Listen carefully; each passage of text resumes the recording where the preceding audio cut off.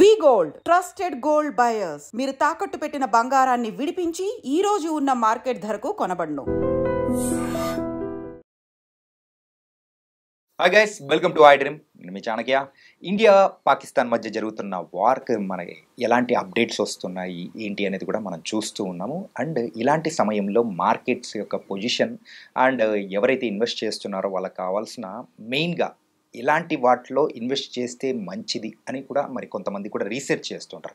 అలాంటి వాళ్ళ కోసం మాత్రం ఈ యొక్క వీడియో చాలా చక్కగా ఉపయోగపడుతూ ఉంటుంది. దీనికి సంబంధించి వివరించడానికి మనతో పాటు కూడా ఉన్నారు సర్టిఫైడ్ ఫైనాన్షియల్ ప్లానర్ మరి అనిల్ కుమార్ బచ్చు గారు. మరి సార్తో మాట్లాడదాం. Hi sir. నమస్తే అండి. నమస్తే సార్. అండ్ యుద్ధ వాతావరణం టైంలో మెయిన్గా ఎలాంటి స్టాక్స్లో ఇన్వెస్ట్ చేస్తే మంచిది అంటారు? బ్రాడ్గా ఏవైనా కానీ ఒక ఇంపార్టెంట్ సెక్టర్ ఏంటంటే అందరూ చూసేది ఏంటంటే ఆబ్వియస్లీ ఈ టైంలో defence stocks flavour of the season అనుకోండి. బికాజ్ యుద్ధం జరుగుతున్నప్పుడు ఇట్లాంటి కంపెనీస్ ఏంటంటే ప్రొడక్షన్ ర్యాంప్అప్ చేసుకొని అటు ఆర్మీకే కానీ ఇటు నేవీకే కానీ ఇటు ఎయిర్ ఫోర్స్ కానీ సప్లై చేసే కంపెనీస్ చాలా ఉన్నాయి. సో ఇట్లాంటి టైంలో అట్లాంటి బై డిఫాల్ట్ ఇన్వెస్టర్స్ ఏంటంటే సీజనల్గా ఇప్పుడు మాన్సూన్ టైంలో అగ్రికల్చర్ కంపెనీస్, సో షుగర్ కంపెనీస్కి వెళ్తారు. కోవిడ్ టైంలో ఫార్మా కంపెనీస్కి, హాస్పిటల్ షేర్స్కి అటువైపు వెళ్ళారు. సో ఇప్పుడు యుద్ధం కాబట్టి జనరల్గా ఏంటంటే ఎటువంటి డిఫెన్స్ స్టాక్స్ ఉన్నాయని వెతకడం అనేది క్వైట్ కామన్. అంటే యాజ్ ఏ ఇన్వెస్టర్స్లో సైకాలజీ చూసుకుంటే క్వైట్ కామన్. సో ఇప్పుడు చాలా రకాల సెగ్మెంట్స్ ఉన్నాయి with in the defence sector. ఏంటంటే ఒకటే రకమైన స్టాక్స్ కాకుండా మల్టిపుల్ సెక్టర్స్ ఉన్నాయి. కొన్ని మిసైల్ మ్యానుఫ్యాక్చరింగ్లో ఉన్నాయి అనమాట, కొన్ని ఎలక్ట్రానిక్స్ అండ్ రాడార్ ఏవియానిక్స్లో ఉన్నాయి, కొన్ని మెటీరియల్స్ అలాయిస్ సప్లై చేసే కంపెనీస్ ఉన్నాయి, కొన్ని అమ్యునిషన్ అండ్ గన్స్ సప్లై చేసే కంపెనీస్ ఉన్నాయి. ఎయిర్ క్రాఫ్ట్స్ కానీ డిఫెన్స్ సిస్టమ్స్ ఏవైతే ఉన్నాయో, షిప్స్ ఉన్నాయో వాటి మ్యానుఫ్యాక్చరర్స్ ఉన్నారు ఇండియాలో. కొన్ని ఆర్మర్డ్ వెహికల్స్ ఏవైతే వెహికల్స్ యూస్ చేస్తారో వాటికి, అండ్ ఆల్సో సర్వేలెన్స్ అండ్ మన ఆప్టికల్ సిస్టమ్స్ కొన్ని ఉన్నాయి. సో ఇట్లాంటి అంటే డిఫెన్స్ స్టాక్స్ కూడా ఒక కట్టేయలేమన్నమాట. 4-5 రకాల డిఫరెన్స్ అనేది కంపెనీస్ ఉన్నాయి. సో మనం మిసైల్ మ్యానుఫ్యాక్చరింగ్లో చూసుకుంటే నేను అన్నిట్లలో 1-2 కంపెనీస్ చెప్తాను which are very good in that. So missile manufacturing and ప్రొపల్షన్లో చూసుకుంటే ఆబ్వియస్లీ మన Hyderabad based company BDL, one of the very important stock BDL stock. BDL ఇక్కడే బేస్డ్ అవుట్ ఉంది. ఇంకోటి సోలార్ ఇండస్ట్రీస్ లిమిటెడ్. ఈ రెండు కూడా దే ఆర్ డీసెంట్ ప్రైస్ రేంజ్లో ఉన్నాయి. ఒకటి 1400లో, ఒకటి 13,370 ఉంది. స్టిల్ బోత్ ఆఫ్ దెమ్ ఒక లాస్ట్ 6 monthsలో కొంచెం కరెక్షన్ అయింది. So they are good at interest ఉంటే ఎంటర్ కావచ్చు. Especially BDL is good long term. It's మన public sector company listed but PSU. So it's good for long టర్మ్కి ఇన్వెస్ట్మెంట్కి.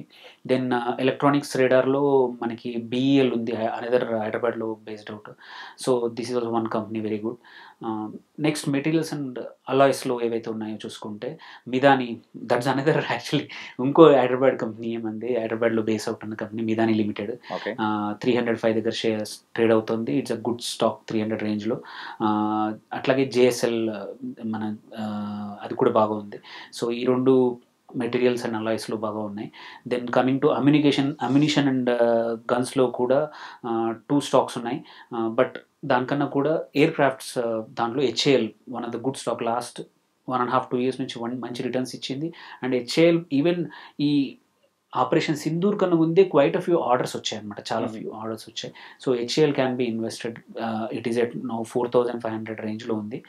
Still long term bet. ఇంకా ఎందుకంటే హెచ్ఏఎల్కున్న products ఉన్నాయో not just Indian army but across the world కూడా export అవుతూ ఉన్నాయి. So HAL is a very good bet. And Mazagon dock ఇంకొకటి ships తయారీలో ఉంది. సో ఆల్రెడీ లాస్ట్ ఫ్యూ ఇయర్స్లో మంచి గ్రో అయింది. 300-400% కూడా ఇచ్చింది. So it's still a good stock. Still one can enter. It's at trading at 2,800 దగ్గర అవుతుంది. దెన్ ఆర్మర్ వెహికల్స్లో మన private limited Ashok Leyland, that's also good buy to now. 225 దగ్గర ట్రేడ్ అవుతుంది. అండ్ బీఈఎంఎల్, ట్రెడిషనల్లీ బీఈఎంఎల్ ఆర్మీకి వెహికల్స్, ఇట్లాంటి armoured vehicles, reinforced vehicles supply చేస్తుంది. This 2 are very good stocks. ఫైనల్గా సర్వేలెన్స్ డ్రోన్స్లో అండ్ ఎస్పెషల్లీ డ్రోన్స్లో జెన్ సిస్టమ్స్ అని ఒకటి ఉంది. అది వండర్ఫుల్. డ్రోన్స్లో they are very good, especially defence వాళ్ళకి. సో ఈ 7-8 స్టాక్స్లో వన్ కెన్ ఎంటర్. ఇప్పుడు కొంచెం లాంగ్ టర్మ్ వ్యూతో కూడా ఎంటర్ అవ్వచ్చు. ఓన్లీ బికాస్ ఈ యుద్ధ వాతావరణం అనే కాకుండా, సో ఈ వాతావరణం వల్ల ఏంటంటే కొంచెం లాంగ్ టర్మ్ కూడా ప్రొక్యూర్మెంట్ పెరుగుతుంది. సో బికాజ్ ఇట్లాంటి ఎస్కలేషన్స్ తొందరగా తగ్గవు, it take some time. So government కూడా ఏంటంటే తన సప్లైస్ని ఆర్మీకి కావాల్సింది కానీ ఎటువంటి 3 సేనాదళాలకు ఎవరికైనా సరే కావాల్సిన సప్లైస్ అనేది ఇట్లాంటి టైంలో ఎటువంటి రిస్ట్రిక్షన్స్ లేకుండా ఉంటాయి. నార్మల్గా అయితే ఏంటంటే కొంచెం ఆలోచించి అవసరమా లేదా ప్రొక్యూర్మెంట్ అనేది స్ట్రాటజీ వాడుతున్నారు. బట్ ఇట్లాంటి టైంలో ప్రొక్యూర్మెంట్ స్ట్రాటజీ అట్లాంటి డిలే ఉండదు, ఆర్డర్స్ కూడా తొందరగా క్లియర్ అయిపోతాయి, కంపెనీస్ కూడా ప్రొడక్షన్ ఈజీగా ర్యాప్అప్ చేయొచ్చు అనమాట. సో ఇట్లాంటి 7-8 స్టాక్స్లో మనం చూసుకొని ఎంటర్ అయితే ఇన్వెస్టర్స్కి కెన్ మేక్ గుడ్ మనీ అండి. అండ్ మీరు ఇందాక ఒక విషయం చెప్పారు సార్, ఏంటంటే కరోనా టైంలో so pharma and hospital shares కానీ లేకపోతే వాటి మీద ఇన్వెస్ట్ చేయడానికి ఎక్కువ ఇంట్రెస్ట్ చూపించారు. ఇప్పుడు this is the right time to invest in the మెయిన్గా ఈ డిఫెన్స్ సెక్టర్లో చేసిన వాళ్ళకు మంచి రిజల్ట్స్ అనేది కూడా వస్తాయంటున్నారు. అంటే యూజువల్గా ఈ స్టాక్స్ అనేది కూడా కొంచెం హై ప్రైసెస్లో అనేది కూడా ఉంటాయి కదా సార్. అవును. సో కాబట్టి ఇప్పుడు క్యాప్చర్ చేస్తేనే కరెక్ట్ ఉంటుంది. ఇప్పుడు అంటే ఎంత యాక్చువల్లీ అడ్వాంటేజ్ ఏంటంటే defence stocks especially last 6-8 months నుంచి కరెక్షన్ వచ్చింది ఆల్రెడీ.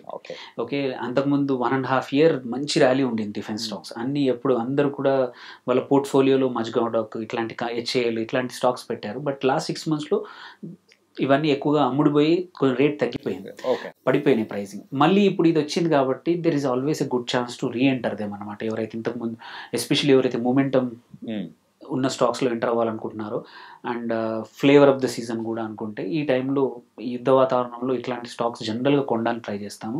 ఇప్పుడు నేను చెప్పిన 8-9 స్టాక్స్లో ఒక 2-3 డైవర్సిఫై చేసుకొని 2-3 పెట్టుకుంటే you can make good money when ever exit అవ్వడానికి కూడా కరెక్ట్ టైంలో ఎగ్జిట్ అవ్వచ్చు మంచి ప్రైసింగ్ దగ్గర అండి. Nice sir. అండ్ ఈ టైంలో ఇన్వెస్ట్ చేయడానికి ఎలాంటి స్టాక్స్ అయితే కరెక్ట్ ఉంటాయో నేమ్స్తో సహా చాలా చక్కగా వివరించారు. So thank you so much. Thank you.